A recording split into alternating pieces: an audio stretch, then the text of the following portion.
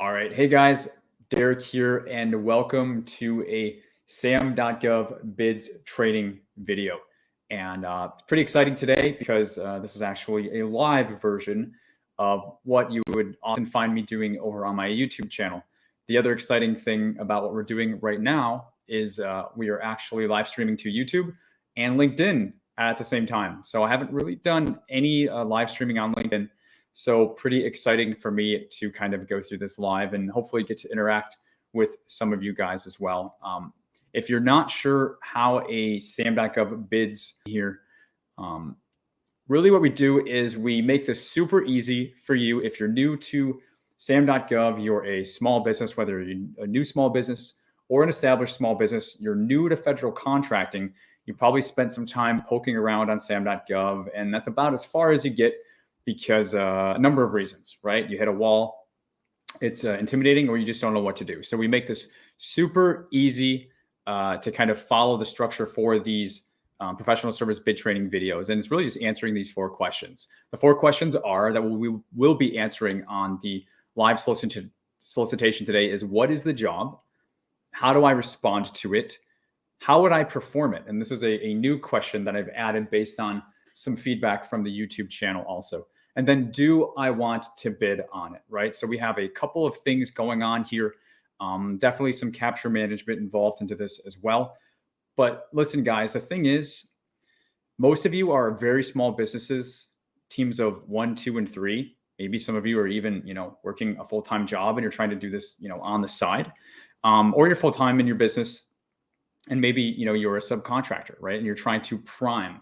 And that's the space that I focus in. I'm priming 100%, and then I'm also 100% on SAM.gov. That's my focus.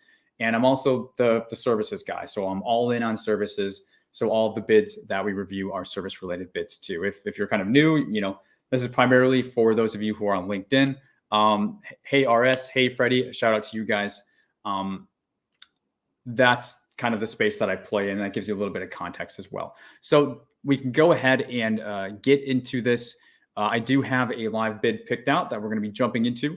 And what you'll see is I'll just kind of be bouncing between these questions, finding the information and answering these questions so that this makes sense to you, to hopefully give you a bit of a example so that you can follow along and learn to do this on your own, right? And if this is kind of meeting you on your journey, and this is something that you are looking for, more help with, this is a kind of exactly the space that you're in, the stage that you're at on SAM, and you're needing support. I also do have clients that I work with, to actually respond to these bids. And there's a whole lot that goes into that. So we do have our first Fed bid program. You should see a link down below to apply and schedule a phone call with me to talk about if you are looking for support. So for now, I think we've covered all the moving pieces here. We can go ahead and jump into doing our live bid training today. And you should be able to see my screen. And so the opportunity I have pulled up right now is climate survey maintenance and administrative support. Okay, so this is a live solicitation on SAM. Here's the notice ID if you wanted to actually pull it up. Why don't I go ahead and just drop that into the chat as well. Actually, I should probably just send you the whole SAM.gov link. All right, so there's the link. It's in the chat if you're wanting to follow along.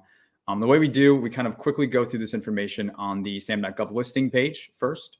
So we know that this is DOD, Navy, more specifically.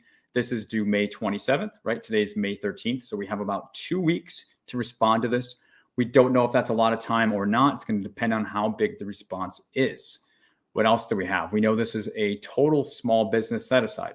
Super important to know. They give us our PSC code, and more properly, our NAICS code for this is 541910 for marketing research and public opinion polling. So I'm going to pause here because keep in mind, really what we're doing is the whole thing is to answer these 4 questions. So what is the job is the first question we are trying to answer. So I like to do a lot of copy and paste, makes things going a lot faster. So we know at a glance, this has to do with surveys and administrative support. That's really all that we know right now. They do give us a bit of a description, so we'll quickly go through this, and then we'll dive into some of the attachments where we can really kind of, get our hands dirty and dive into the deep end of the pool here. So they are saying that this is Amendment 0001 to provide some answers to questions. So we know that we're going to see an original solicitation plus some amendments, maybe Amendment 1 and Amendment 2. Kind of looks like just by glancing at the documents. But just at a glance, we're saying there is a requirement for non-personal services. So when you hear non-personal services, oftentimes this means like staffing, providing people, FTEs. And this is in the form of a full range of climate survey, maintenance, administrative support. Okay, we kind of already get that from the title. The services to support the CMC fulfill its mission of enhancing personnel management skills. Now we start getting into the kind of crazy government lingo here where people check out, actively engaging subordinate commands and mishap prevention activities. Okay, we need to use layman's terms, right? Nobody really knows what that is unless you spend 10 minutes digesting that sentence. So that's the other thing that we do. We try to break this stuff down so that it makes sense. Contractor support services should support these objectives by providing critical information.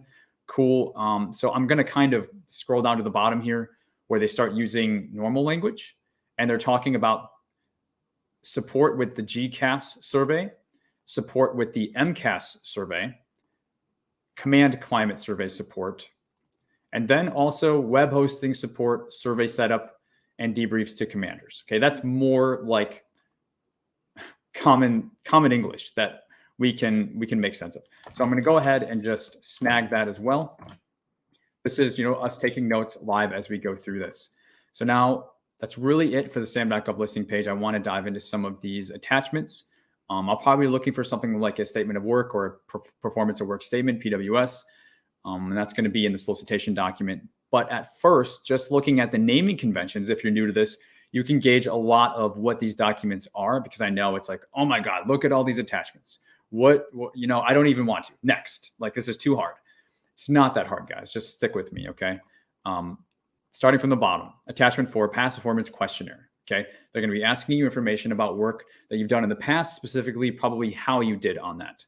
We also have attachment 3, assessor past performance questionnaire. Okay, this is likely going to be coming from a company that you performed work for, and they're going to rate you and send that directly to contracting. That way you don't kind of cheat on your own report card. Makes sense. Attachment 2, question answer doc. Okay, yeah, so Q&A, answers to RFIs. That's pretty easy stuff. Attachment 1, we have a pricing template. Looks like it's an Excel sheet. So we kind of can imagine what that would look like, and we will look at that. Then we have this 0005, which appears to be the solicitation document itself. So this is probably where we're going to spend most of our time to answer these questions. And then we have the -0001 after it. That lets you know there's an amendment. And then up here, we also see 0002. That's the second amendment. And then we also see another Q&A. So it looks like there's 2 Q&A documents and 2 amendment documents. Go figure. It appears that these 2 go hand in hand.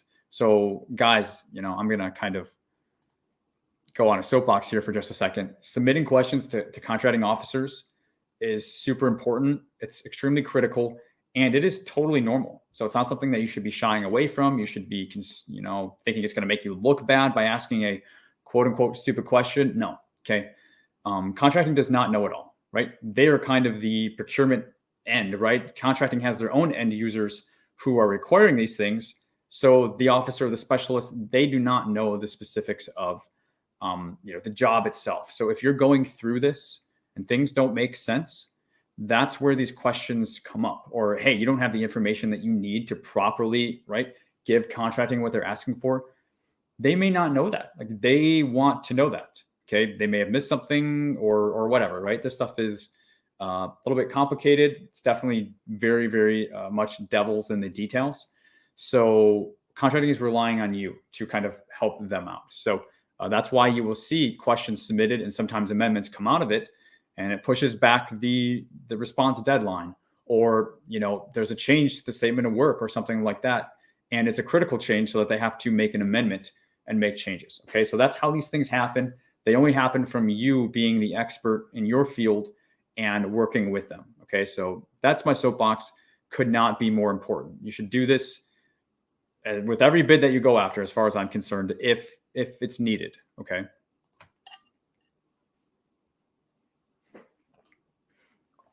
Okay, so keep our bearings here. We still have our 4 questions. We've gotten a little bit of info. We have jumped through the titles, the naming conventions of these different files, now we're going to dive in. What I'm most interested in, especially for our time together today. And guys, if you have questions as we go along, I am able to, I got a screen over here and then I got a screen over here. So I can see your comments.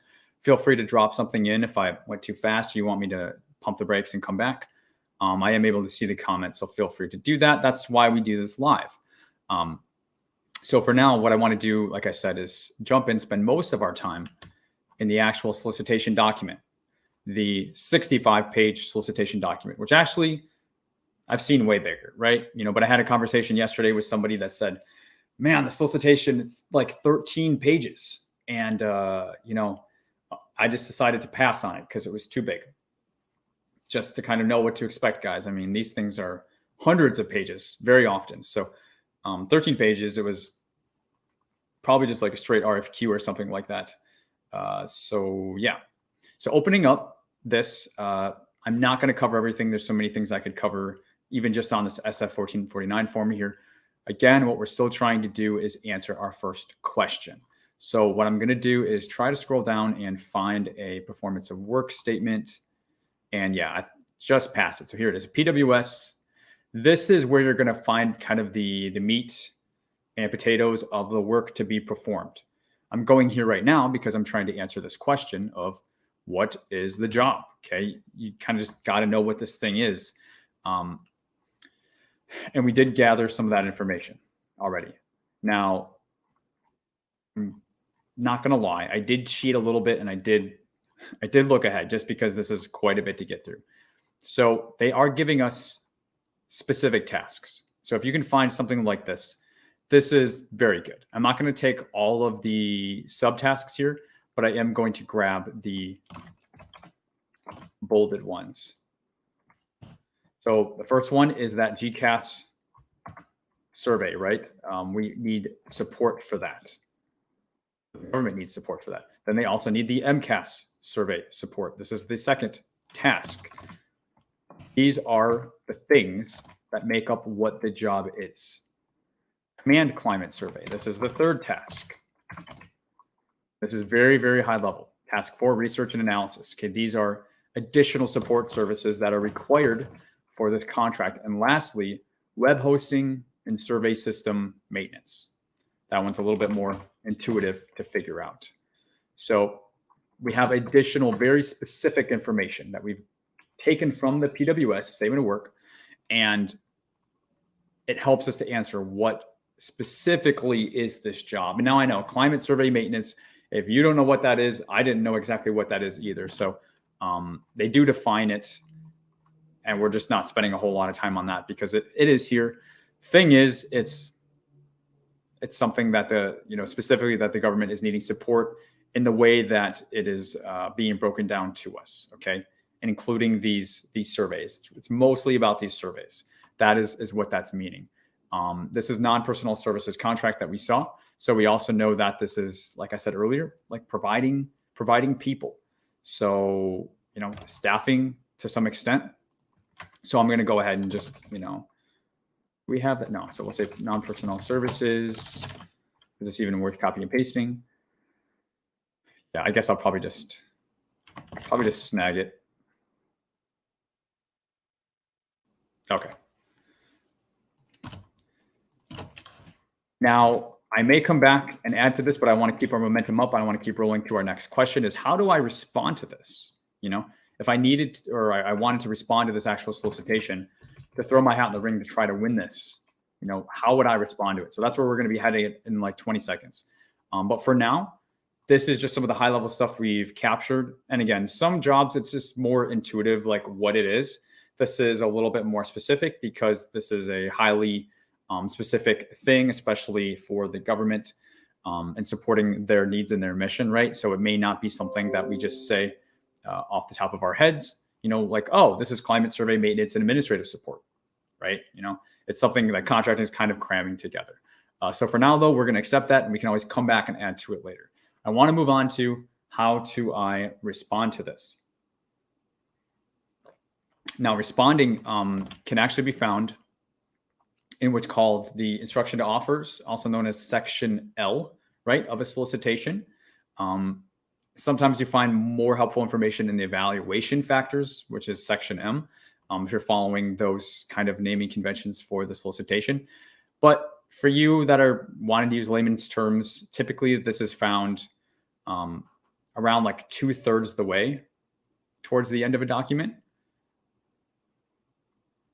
But, often, it's kind of not, because you hit your reps, inserts, and things like that. So, kind of what you're looking for. So yeah, it looks like we hit it right here. So, I'm outlining to you instruction to offers. Here you go. Page 57 of 65. So we were pretty close, around 2/3 towards the end of the solicitation here. So what is our question? How do I respond to this? This is the instructions to respond to it. If you are guessing, if you're making things up, if you are just taking something you use from your commercial space and say, hey, I'm going to use this and then just put a price on it and send it to contracting, you're sorely mistaken. Okay. You are not going to be found to be compliant. For just having one thing out of compliance, they can literally throw your entire packet out, and they do not have to evaluate you whatsoever, right? So you need to specifically follow the instructions, and that's why they give you instructions to offers here. So what are they telling us? They are telling us this is IDIQ. IDIQ, if you're not familiar, indefinite delivery, indefinite quantity. That means it's going to be more of like a ordering period type structure for the contract. So similar to a BPA, a blanket purchase agreement, the main difference between those two is one is an agreement and one is an actual contract, right? And again, what is the difference between those? We could spend all day probably digging into that. It doesn't really matter. IDIQ means you do not know exactly how many or how much of the services you're going to be providing. So the government's, you're going to submit pricing. We'll look at the pricing worksheet. They're going to have you price out like based on sample sizes or not to exceed amounts. And then everybody's going to submit that, all the bidders. That way it's apples to apples to apples. And then based on that, the contract's going to be awarded, whether it's, single award or multiple award. I think this is single. Single award, it says right here. So only one winner will win this, one contractor. Maybe it will be you, right? And then if you win this, contracting is going to come to you and say, okay, we need X, right? And then you provide X based on the pricing that you submitted with this. So that's how that works. And we will look at that pricing worksheet to kind of make more sense of that too. So where do we want to plug that? Because that's important. How do I respond to it? Or, what is the job? To be honest, I'm going to put it into what is the job. I'm going to say IDIQ single award because that's important. And I just want to squeeze that in there. Next, we get our questions are due by April 15th, which was a month ago. We will have to look at the amendments because that may be pushed back. But for now, we're going to take it for face value, okay? Because we are just trying to answer the question. This is just practice, guys. So they're giving you proposal format. Super important, right? If you do not follow this format, they can throw you out. 8.5 by 11 margins or page size, 1-inch margins. No photographs, hyperlinks, right? So you want to, if they include this, you need to abide by it. So they are giving us a proposal format thing here. I try not to copy and paste too much, but for right now, I am going to snag all of this. Yeah, we'll just snag it all. It's fine.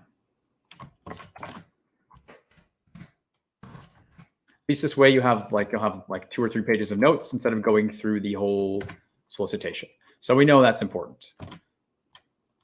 Next, proposal content. This is very nice. They're giving us volumes. I love it when they give us volumes because we know exactly what to provide. One of the biggest bid, no bid things that I find is if I'm not still 100% clear on what contracting needs from me, it's kind of like this or this or this. I'm like, I'm not going to waste my time on it because I'm going to take my best educated guess and then I could be wrong. So very specifically, this is what contracting wants. Compliance documentation. They want a technical approach with a management. Well, I guess, yeah, those are both part of volumes 2. So for volume 2, they want technical approach and management approach. Volume 3, they want past performance information. And we already know that we have a form or 2 that needs to be filled out. And then we also know that there's a pricing Excel sheet, right? So this makes sense with just the little bit of time we've invested going through this. We kind of already are beginning to piece this together in a way that makes sense for us to be able to make some intelligent decisions based on, do we even want to, waste our time fully responding to this? This is a small investment of time so that we can avoid making, bad, big investments of time later on. And so that we make good investments of time that will pay off and have an ROI in terms of our pipeline for winning contracts for our small business over the coming months and quarters and year. That's why we do this. So they are giving us page limitations for each of these. For the compliance, no limit. For volume 2, 60 pages, volume 3, 15 pages, and no limit for the pricing. So up to 75 pages, okay? So you were worried about this being a 65-page long solicitation. Well, hey, your response can't be more than 75 pages, even longer. You'll find when you put stuff together and you assemble these, it's more about working with templates and structures. You're not starting with a blank sheet of paper, at least not the way that I work with my clients. So they give you very specifically what they want for each of these 4 volumes. So it's beautiful. It is exactly what I like to see. Okay. There is no guesswork here. So for volume 1, for compliance, they want you to provide this. Now, I did read, where is it? And this is just me cheating because I read it earlier. The OCI, what I'm referring to, I did see them say earlier it was optional, only if it was applicable. So I just wanted to quickly see if I could find that. Could be in the statement of work, but either way, we're still exactly, it's not there, exactly where we need to be, because we're answering our question. How do I respond to this? So, oh yeah, it's right here. I think it's right here. Yeah, if applicable. All right. The offer shall submit its OCI mitigation plan if applicable, right? So there's a few ways to read into why they are so concerned about OCI for this particular contract. I'm not going to get into that with you today. Just know that it is a thing. And if you think, or if there would be OCI related to this, then you need to provide that mitigation plan. And that is what they were getting into and what we're looking at. Okay.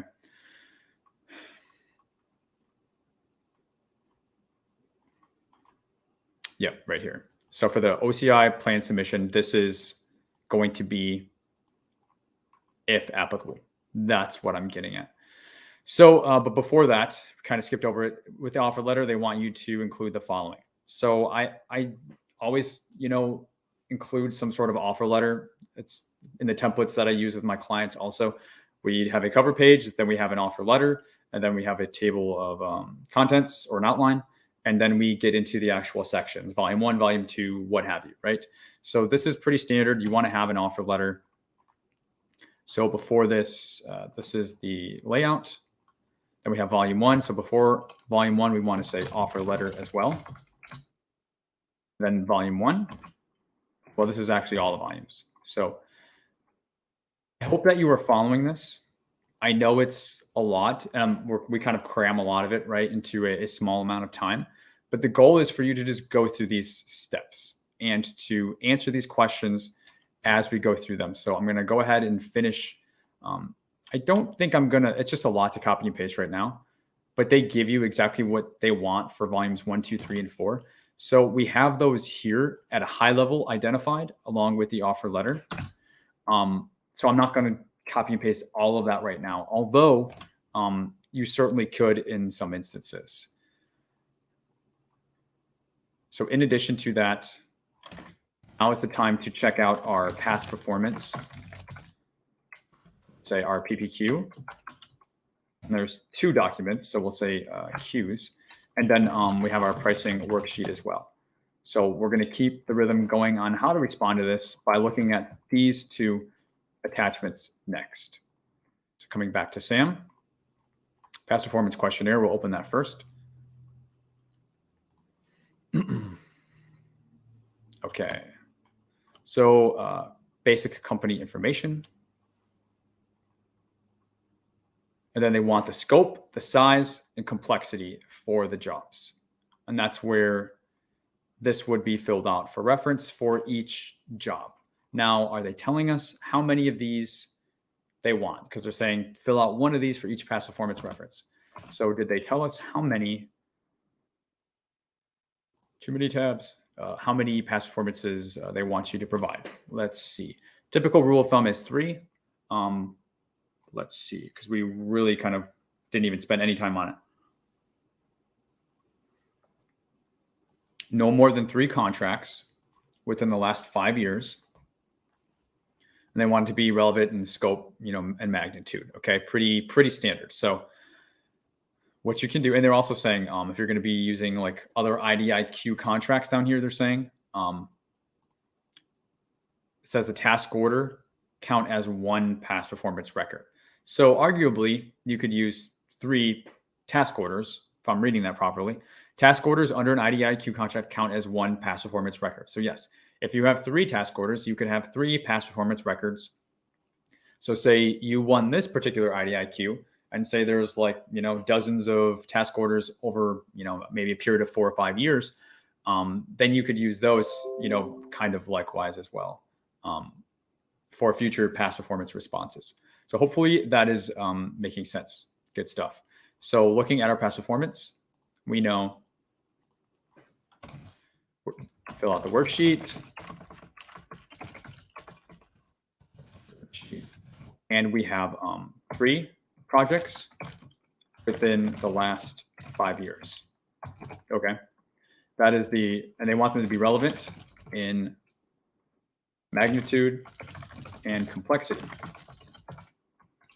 So that's a note that you're making for yourself. And that was all that they had in that particular document. I want to look at this other document though. This is for the assessor, they're telling us.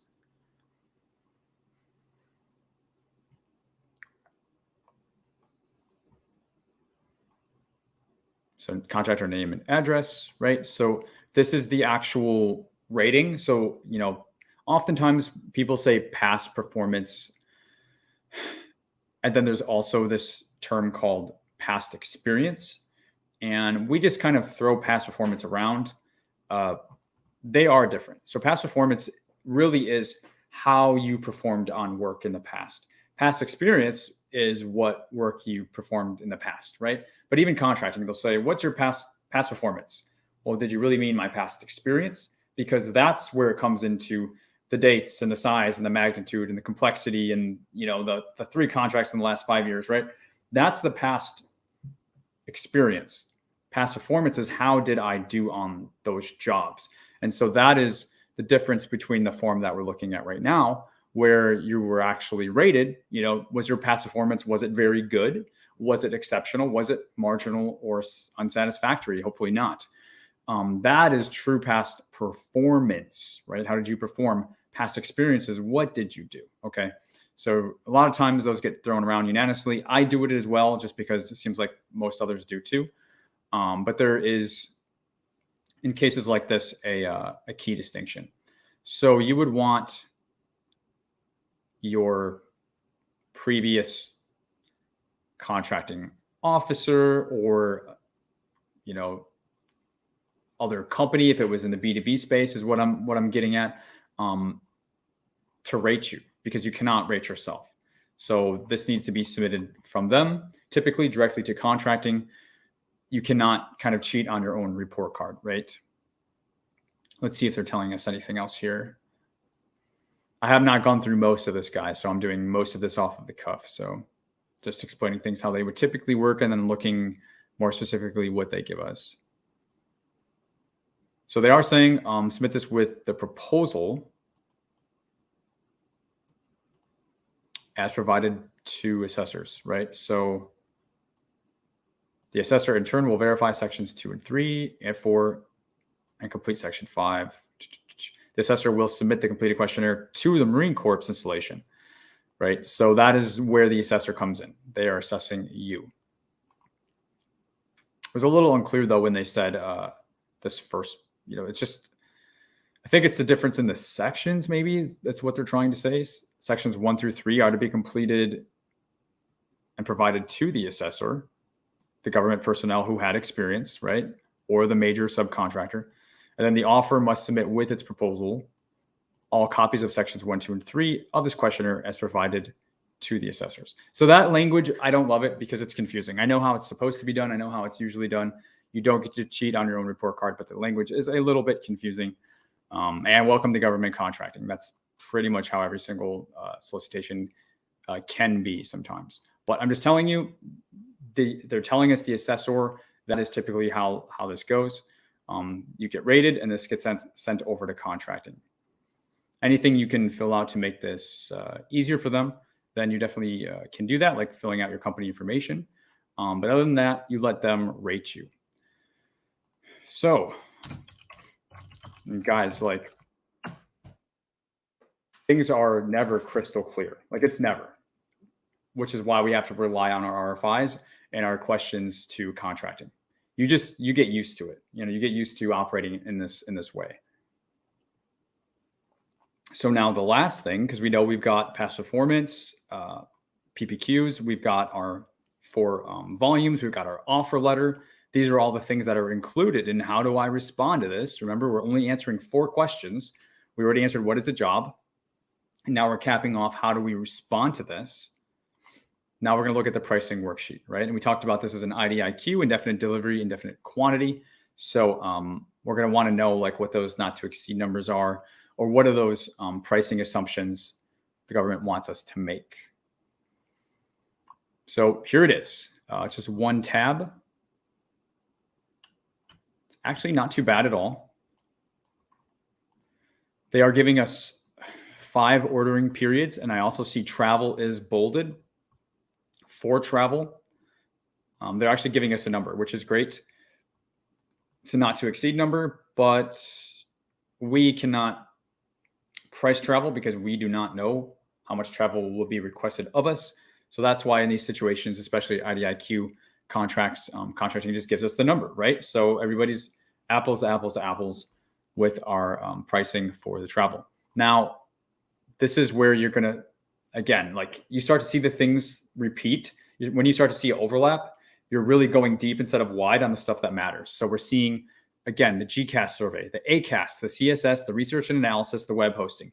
Remember, these are the specific tasks that we pulled out and copy and pasted from the statement of work. Well, guess where they're showing up again? They're showing up very specifically in the pricing. These are the things that we're putting pricing to. So this is the job. And this is how we know this is the job, because this is what we're putting a number on, right? So this is very, very specifically what you're going to be performing on this contract. And this is what you need to price out, like I said. So looks like I have 2 of them open. So they're giving us units, like each monthly or a lot, which is just kind of one all-in price. So for the surveys, they're giving us quantities like 358, 319, 20, 36. A web hosting, they're giving us 12 months, right? So if you add these up, you can kind of just already do the math and say that this is going to be a 5-year contract or a base plus 4, more than likely. And when you do the math on the numbers, the performance on this contract actually kicks off. What do they have going on here? It says period of performance. It says August 1st to July 31st of the same year. So I'm assuming that they see, guys, here's a mistake. Here's a very possible mistake. Pretty much assuming that they're lagging. Okay, yeah, they definitely are lagging a year because we go from 2022 to 2024. So easy fix, not a big deal. We know this is 2023. So this is supposed to start August 1st of this year, right? This summer. And then we'll go a full 365 into July 31st, 2023. That's what needs to be corrected here. We haven't looked, to be fair, we haven't looked at the 2 amendments. So maybe they already fixed it. But then that's how you know that this is going to be 5 years, because this is extended all the way out to 2027. So great contract to have, right? You're getting into federal contracting because you want billable, you want predictable, you want long-term work. Case in point, this is a professional services solicitation that's due in a couple of weeks. That is a 5-year contract. Now we're going to, get into how would you potentially even perform this job, I think is the next question that we have. But my guess is it's going to be a rather specific niche type of contractor that would be able to provide this. because you're going to have to determine what it's going to take. As you can see in this pricing worksheet, they're not telling you how many people, right? I know some of you are watching. I see you guys. You probably already been thinking this. Well, Derek, that's the thing. How many FTEs is it going to take? That is the magic of this, right? For something like this, I'm willing to bet that this is an ongoing contract. So I'm also willing to bet there are incumbents on this contract. Contract employees get the right of first refusal, right?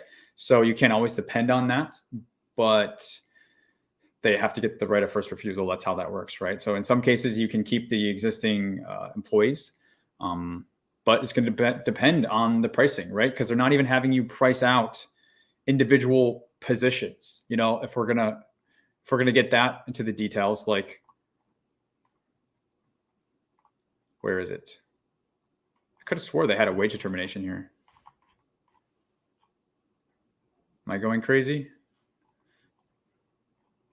I swear there was a wage determination. I looked at it before the call here. Maybe it's in the solicitation, maybe. But yeah, like if we're going into that level of detail, like you don't know how many people? Well, there's no wage determination here either. That's strange. Could have swore there was a wage determination. Maybe there is. Maybe I'm just overlooking it.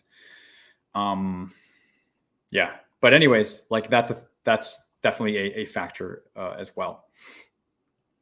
So where are we? At the pricing worksheet. So we're looking at the pricing worksheet. You need to fill this in.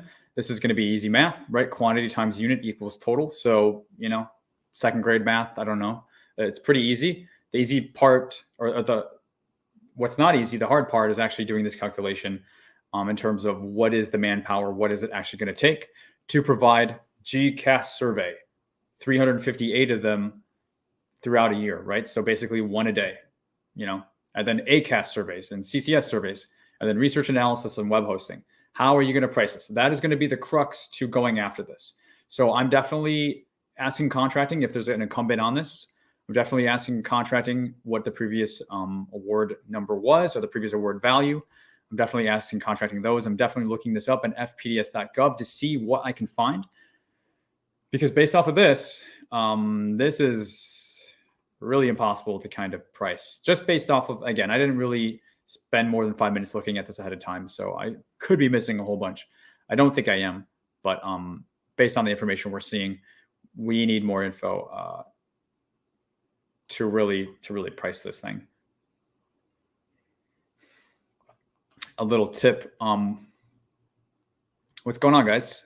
Hello. Yeah, we're live streaming. We're live streaming on YouTube and on and LinkedIn at the same time. So pretty cool. Let me know in the chat, in the comments, if you're liking this, you're enjoying this.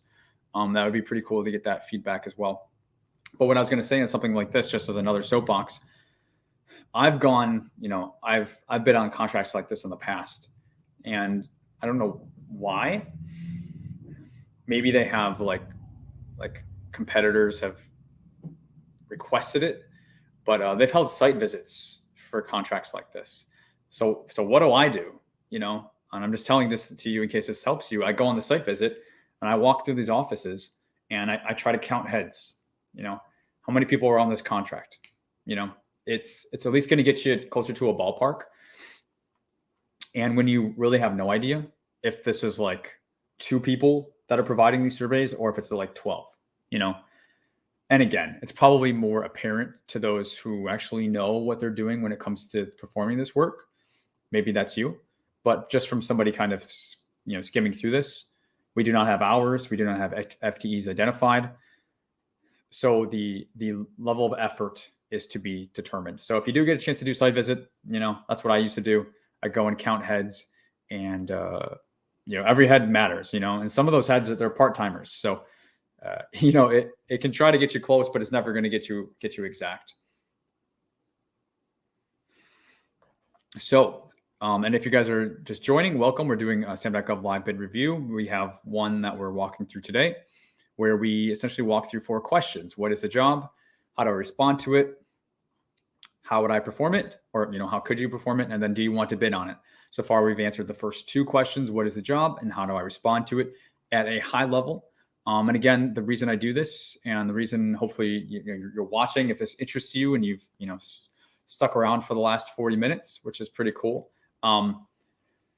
is for you to develop some sort of system that you can start going through this and doing this on your own for your business if you are new to the federal contracting space. And it sounds like if you're coming to SAM and you're kind of hitting a wall or you're feeling overwhelmed, you don't know what to do kind of next. This is the information that will kind of help you make good decisions in terms of reading through these, extracting key information through the solicitations, reading through them to find that, and then making educated-based decisions for your small business, probably a small business team of 1, 2, or 3, to see if you want to invest in even going after this, right? So that's why we do this, and we try to keep it easy by breaking it down into 4 questions. Guys, I lose my breath because I'm up here talking to myself. So how would I perform this? Oh, wait, you can't even see my screen. There we go. Question 3, how would you perform this? There's usually 2 ways you can perform something like this. You can either self-perform it or you can work with a sub, right? All the contracts, everything you ever hear me talk about is for you to be the prime. So I'm the prime guy, right? I want you to be the prime. So if you're going to prime this, you could either self-perform this yourself, or like I said, you could work with a subcontractor. Okay, so this is a lot of times where people kind of get tripped up because they're like, I want to do this. I think I can do this, but how can I do this? Or how should I, or how would I? Even in terms of like a compliance standpoint. So I think I will group that into this, this answer as well that I'm going to give you. The easiest way, I guess, easiest way to understand is if you're going to prime this, you could just 100% self-perform it, which means either provide my formatting is out of whack here. Okay. So you could either provide 100% of the staff. Okay. You could do that. And then you're also going to manage it, which really means managing your people, regularly checking in with the contracting officer representative, communicating with the KO or the CO, and all that good stuff, right? Maybe showing up every couple months, take your employees out to lunch, all that good stuff. Also that I used to do for our staffing contracts. It's the easiest model to understand, but it's not necessarily a position that you are in or you want to be in. There's nothing wrong with it. It's good to want to be in it. But if you don't want to, that's cool too. So you can provide 100% of the staff. Like I said, kind of as a sub to that is right of first refusal. So should there be an incumbent on this contract, should you compete and win, you offer the right of first refusal to the existing incumbent employees. Now, that does not mean you have to pay them what they're being paid by the previous contractor. You may win this and use pay rates that are whatever. I didn't see the wage determination, but I'm assuming it's there. So you would want to have that, that occupation code pre-selected to back into your pricing breakdown for that. So that you're like, this is the job category, the occupation code. This is how we are identifying these people on this level of effort. And this is the pay rate with the fringe and all that good stuff. So you have all that documentation. If you ever get, a knock on the door from the Department of Labor, then you're good to go with the wage determination. Those pricing can be different levels. Not everybody has the same pricing just because you're using the same wage determination. Okay. So you got to have that checked out, but then you can offer the pricing. If the employee's like, you're undercutting us, this is $5 cheaper than what I'm making, then they'll weigh what I stay, then you have to backfill them. If you have a mutiny and everybody says, screw this, we're leaving, and there's 16 people on this contract or whatever, I've seen that, and doesn't happen a whole lot because usually, like half will stick around. It's just the way the contracts world works. And usually contracted employees know that, contractors know that too. So you could do that in terms of providing 100% of the staff, or you could also have the right of first refusal to incumbent employees. Okay, let's stay on track here. That's one way you could perform this. Another way you could perform this is to work with a sub, where I don't care what the split is. And this is going to get interesting in case some of you know where I'm going with this. Let's just say it's like 50-50.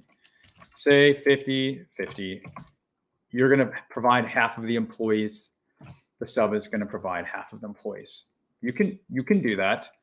You're actually right on the cusp of being able to do this in terms of compliance, but you could do that for a professional services contract, right? What about having a sub do the whole job for you? Have a sub do the whole job for you. I'm doing this to try and get a reaction out of somebody. Let's see if anybody will react to me. This is, you got to be careful. You can do this. You actually can do this. It's in the FAR. You can do this. But there's only one way that you can do this. Otherwise, you can't do it. Okay. So this is kind of where everybody gets tripped up into, how am I going to perform this?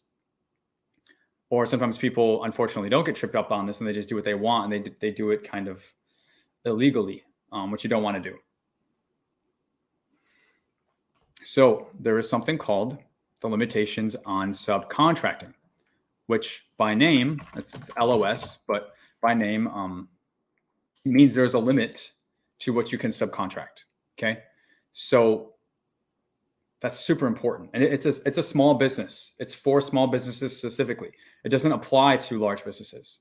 Full and open contracts, you won't ever see it. It does not apply. It only applies to small business set-aside contracts. Limitations on subcontracting. So how can you actually do this? If you wanted to have a sub do the whole job for you, you still, I mean, I don't even like saying that, but I'm saying it to be extreme because I like to do that sometimes. But for the sake of learning here, you still want to be involved in the contract. It's highly risky. I tell nobody to totally take a hands-off approach. You got to at least be managing the thing, right? You got to at least be managing the sub, like, and you are still the only one who can communicate with contracting. You can't just have the sub do the whole thing in that sense, because the sub cannot communicate directly with the specialist or the officer, right? So even in that verbiage, you got to be careful, because you still have to manage the whole thing. There is no instance where you can take a hands-off approach to managing it, right? Because you're still the POC on it. You're still the prime. It's still awarded. It's still a contract between you and the government. There is no contract between the government and the sub, right? So now that we've kind of put that aside, now when it comes down to actually doing the work, that's what I'm talking about. Yeah, okay, the Fred says, thought you had to do 50%, right? So the Fred, that's where this distinction is super important, right?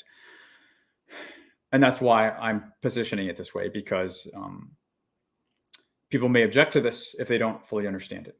Okay, so the FAR states and cites the government shall not, right? Government shall not pay more than 50% to a subcontractor that is not similarly situated. So there's like a couple of really important things in that. Why don't I'm going to go ahead and pull it up, right? I'll pull up the FAR clause so that we can all see this. Limitations on subcontracting.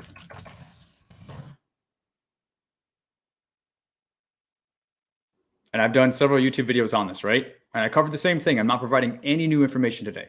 It's just people really seem to struggle with this concept.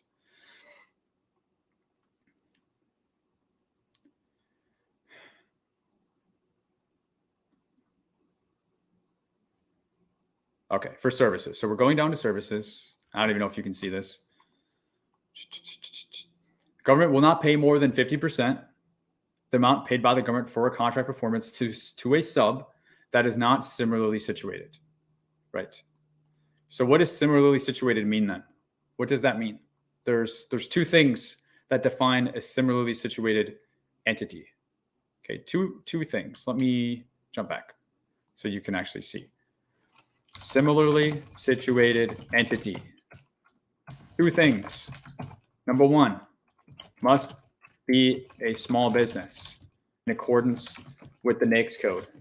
Because every NAICS code has a size standard associated with it. So number one, must be a small business. Number two, must share the same set aside that the prime was awarded for, right? So you don't have to have all the same set aside programs that the prime has, but if, say, this was set aside for veteran-owned small business, and you're going to have the sub, quote unquote, do the whole job for you, that sub also has to be a veteran-owned small business. That is the only way that's worked, because then the sub is similarly situated. And why is that okay? Because the money is then flowing to where the government wants it to flow. The government is making a decision to say, hey, we want to pump these hundreds of millions or billions of dollars into these different small business set-aside programs, right? So if the money is going to where it is earmarked and tagged to go, the government is cool with that. The government's not cool with, say, a prime who is a veteran-owned small business, then subbing it out to a company that is a small business, but they're not veteran-owned small business, right? So say they are small, but then they're not VOSB. That's not okay. That's actually, then you have to, that's where the limits come in. Then you can only do that up to an extent.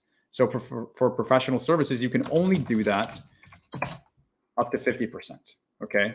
So you could take 50% of any professional services contract and have Microsoft do it, Boeing, like, you know, BAE, anybody, any large business, you can do that because the government will not pay more than 50% to a sub that is not similarly situated, right? So the rest of the money either has to go to a sub that is similarly situated, the 50%, or it has to be done by the prime. So that is the key distinction here. And we can have a whole, if you guys want to hear more about this stuff, it's super important. I have no problem spending time on it, but that is not the purpose of the whole training today. But this comes into how would you perform the work? So if you do not know, for example, how to do climate survey maintenance administrative support services, but you have a subcontractor, or you can find a subcontractor that, like, this is their wheelhouse. This is what they do all day, right? And you're going to manage them, and then you're going to manage the contract with the government as well. But you're going to have them perform, say, 100% of the work. The only way you could do this is if they are similarly situated to what the contract was awarded at. So let's see what is the set aside for this. It's total small, which means it is not a sub niche. It's not woman owned. It's not veteran owned. It's not hub zone. It's not 8A. It is just total small. So you arguably could find a company that does these surveys. And as long as they are small business in terms of the size standard for this NAICS code, which is 541910, right? So what is the size standard?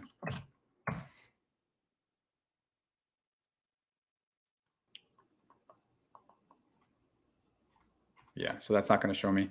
I go to SBA NAICS. So the size standard, this is how you're going to know, 541910, 16.5 million. So as long as they don't have a trailing average of revenue for the last 3 years exceeding 16.5 million in this NAICS code, then the sub is considered a small business. Okay, so then you could arguably sub out 100% of the work to them. Again, you still got to manage the whole thing. I'm never going to give you a pass on that. And this isn't a pass. This is just compliance. But it's just when you're in the early stages, you're new to federal contracting, these are the three, kind of like the three options, right? You're almost always going to come up to these three options of how would I perform the work. I can do it 100% myself. That's always going to be there. You can work with a sub, very common, highly encouraged. Some contracts even have a subcontracting requirement if it's, you know, like a large business. So you could, you know, do some sort of split, or you could have a sub do the majority or the entirety of the performance of the contract. But if you're going to do that, you have to make sure that you're very, very closely paying attention to the limitations on subcontracting, which means you are working with a similarly situated entity only. Otherwise, you can only have the sub do the minimum percentage, which for professional services is 50%. So guys, you just got a masterclass on limitations on subcontracting. But like I said, the goal is really how would you perform it? So think about that. Think that through, marinate in that for a little while. Now, lastly, do you want to bid on this? This is a bit of, entry into some capture, bid, no bid making. So when is the due date? You want to evolve this list of questions to like what makes sense for your business. And I'm fully aware we didn't even get to look at the amendments today. I will take a quick glance at those. This is due May 27th, right? So you got to evaluate, is that enough time? Is it enough time to respond to this, to figure out pricing? Small business, we know this is too small for the set aside. If this was something like VOSB or WOSB, and you're not, I identified that first, but just for our note taking, we're just now getting to it. But it's like one of the first things you look at. These two things, due date, set aside, this can save you a lot of time. We spent an hour today. You could have found this out in the first 2 seconds, okay? Response complexity. So let's see how good my memory is. We have 4 volumes for our response. We have a cover letter. We have pricing worksheet. We have PPQ and the PPQ for the assessors. We have 2 different worksheets that need to be filled out. Nope. I'm spelling a letter weird today. And we also have our SF 1449. I did see reps and certs we need to complete. Probably the bulk of it. And again, we went through it super fast today, but this is what our response is going to require, at least the core. I think pretty much everything though. Pricing, we know our pricing worksheet, and other than that, really, it's because this is an IDIQ, we have those not to exceed amounts. The biggest challenge is going to be with identifying how many people. That is the $1 million question, and is often the case with contracts like this. Past performance, we know the 2 forms, 3 contracts over the last 5 years, relevant in scope and magnitude. And that's typical stuff. So based on just these 5 very basic high-level questions, do we want to bid on it? Again, for me, if I were to actually answer this question, my biggest thing is on the pricing, which means my very next step is, FPDS, yes, finding incumbent contract, submitting an RFI to contracting, although we did see the Q&A deadline was like April 15th or 25th, which was, a whole month ago. So I'm not sure what is up with that timing. But that is our 4 questions, guys. That is how we do it. And this is a logical, this is a proper way to go through these to get your wheels turning in the right direction so that you can start making sense of this stuff in terms of the questions that matter. We use layman's terms because the government confuses things so much. What is the job? How do I respond to it? How would I even perform on this thing? We covered 3 options in depth. And then do I want to bid on it? And this you want to, probably have a dozen questions, right? And some questions that are specific to the things that are important for your business solely. These are just some very, very basic high-level questions to kind of get you going, but you definitely want to add to that. Now, for the sake of my own closure on this one, I do want to take a glance at the amendments here. And once I do this, just stick around, guys. If you are interested in working together or learning more about what I do, what I offer, I will cover that in just a couple minutes here as well. And I see you in the comments, the Fred. So you're saying, can your 50% be all paperwork? It's money spent, right? So you have to stick with the definitions, the Fred. Let me see here. Can your 50% be all paperwork? It has to be the money spent. Like the government said, they will not pay more than, right, 50%. So it just depends on what the contract is. If it's a paperwork contract, then sure. But for what we're looking at, like, no, like that does not count even towards 1% of your 50%. If it's people, then you're providing half the people, right? So hopefully that makes sense. So let's look at the final chapter on this thing. First, okay. That is what the first amendment looks like. It looks like it's something that's going to crash my computer, so that's kind of scary. Second, I've never ever seen that happen before. I don't know if it's me or if it's the contract. Contracting needs to know if that is the case. Okay. This is really, really weird. Are all of these just, yeah, everything's opening like this. Okay. So apparently this is like my browser or something that's doing that. So I guess I can't do that right now. That's really strange as to why everything's opening like that. Unless it's because I was signed out of SAM, but I haven't seen SAM give me the black screen of death before. That's kind of strange. Yeah, okay, I'll have to look into that. So I guess that's about it for that. Hopefully you guys enjoyed this today, but before you go, I've mentioned before, if this is kind of like your sweet spot, if this is where you're at in your journey as a new federal contractor, and you're interested in getting some support, I do have a calendar where you could book some time. We can have a conversation. I do offer our first FedBid training program. It consists of training and then weekly coaching and accountability. We go twice a week. So we've got our meeting with our clients at 3 o'clock later today. We have our Zoom call that we're all getting on, and we'll be going through answering specific questions, looking at bids, stuff like that together. But like I said, then we also have our bid training program that's broken down into 11 steps. And you should see the link for this. When you open it up, I'm just showing you this is what it looks like. You go to my calendar, you can book some time, and then you just answer a few questions and schedule the event. And then that's how you can kind of get on my calendar.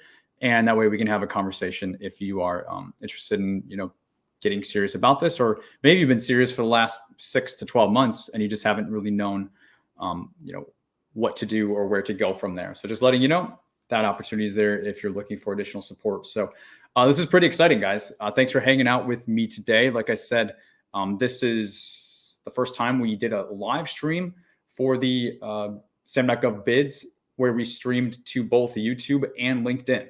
So pretty cool, and I was excited to do it. Fred says, yes, thanks. I was thinking project management accounts for about the same amount of hours. I would not sub out that much realistically, for sure. Yeah, and good to see you, the Fred. I know we've talked in the past here on YouTube, I believe. So definitely good stuff.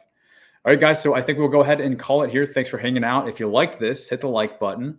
I do a lot of this stuff on the YouTube channel, so come over, subscribe if you have not already.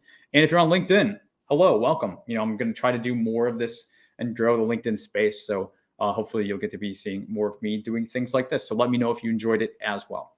Until next time, guys, I will see you very soon. Take care.